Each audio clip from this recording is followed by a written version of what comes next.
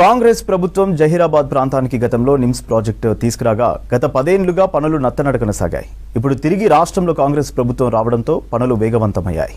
కేంద్ర ప్రభుత్వం జహీరాబాద్కు smart city ప్రకటించడంతో ఈ ప్రాంతంలో త్వరితగతిన పారిశ్రామిక అభివృద్ధి జరిగే అవకాశం ఉందని ఆశాభావం వ్యక్తం చేస్తున్నారు స్థానికులు.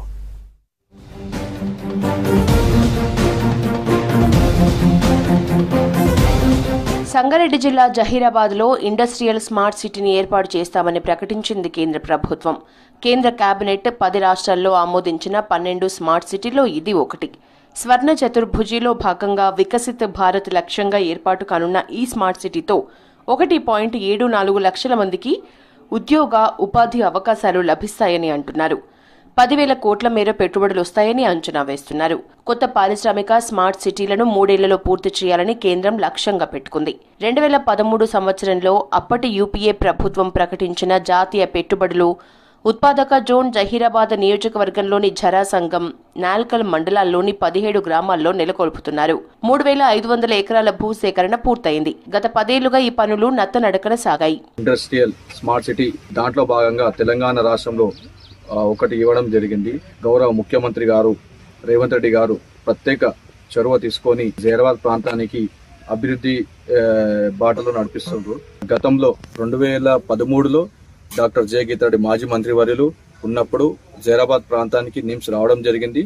ఆ తర్వాత 10 సంవత్సరాలు బీఆర్ఎస్ ప్రభుత్వంలో కొద్దిగా పనులు అన్ని స్లో కావడం జరిగింది. రాష్ట్రంలో కాంగ్రెస్ ప్రభుత్వం రాగానే 2వ విడతలో భాగంగా 12 గ్రామాల్లో భూసేకరణ పనులు శరవేగంగా జరుగుతున్నాయి.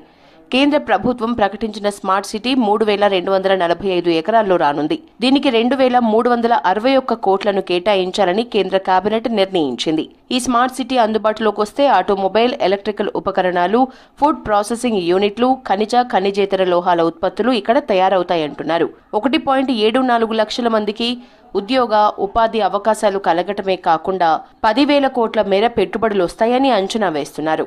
ఇప్పటికే నిమ్స్ ప్రతిపాదిత స్థలంలో హ్యుందాయ్, వెమ్ టెక్నాలజీ సంస్థలు కర్మాగారాల్ని ఏర్పాటు చేసుకునేందుకు సిద్ధమయ్యాయి. రేవంత్ రెడ్డి గారి హయాంలో కాంగ్రెస్ పార్టీ అధికారంలో రావడం, తెలంగాణలోనే జహీరాబాద్ ప్రాంతానికి ఇండస్ట్రియల్ స్మార్ట్ సిటీ రావడం చాలా సంతోషకరం.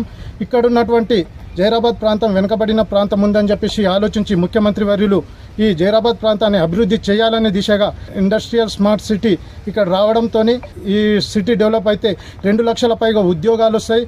అయితే ఇప్పుడు ఏర్పాటు చేయబోయే స్మార్ట్ సిటీ నిమ్స్లో భాగమా? కేంద్ర రాష్ట్ర ప్రభుత్వాలు ఈ క్లారిటీ ఇస్తే బాగుంటుంది. దీనిలో దాదాపు 3,400 చిల్లర ఎకరాల భూమి అని అన్నారు. 2,000 చిల్లర కోట్ల రూపాయల పెట్టుబడి అన్నారు.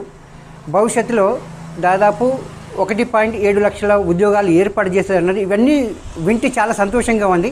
హైదరాబాద్ నాగపూర్ కారిడార్లో జహీరాబాద్ ప్రాంతం అత్యంత కీలకం కానుంది. తెలంగాణ, కర్ణాటక సరిహద్దుల్లో ఉండటం, హైదరాబాద్ అంతర్జాతీయ విమానాశ్రయానికి 125 కిలోమీటర్ల దూరంలో ఉండటంతో ఈ ప్రాంతం ఉత్పాదకతతో పాటు సరుకు రవాణాలో కీలకంగా మారనుంది.